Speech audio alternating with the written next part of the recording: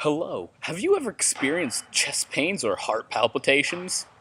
Have you ever run into unexplained breathlessness, fatigue, or fainting? Well, these signs could possibly mean that you're experiencing Heart Murmurs! If you have a heart murmur, then the doctor will tell you that you have a symptom known as an abnormal heartbeat. An abnormal heartbeat essentially means your heart don't beat good! You might be wondering, what is a heart murmur? Well, I'm here to explain. Heart murmur is just an obscure sound generated by the heart when it beats.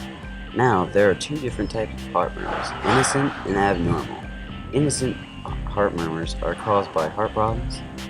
They just appear from time to time in healthy children. Abnormal heart murmurs are symptoms of heart problems in children. It means they have congenital heart defects, which defects present at birth.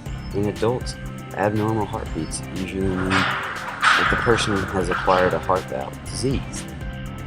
Heart murmurs can be caused by blood flowing through damaged or overworked heart valves, birth defects, and heart problems such as heart attacks, rheumatic fever, and infective endocarditis. Doctors can usually tell you have a heart murmur by stethoscope, but other tests can be taken by doctors to see if you have a heart murmur, such as an electrocardiogram, a chest x-ray, or an endocardiography.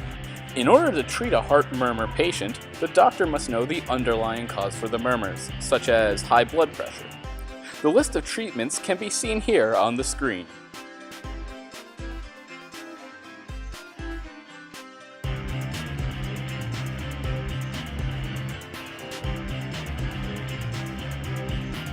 About 25,000 babies are born each year with heart defects.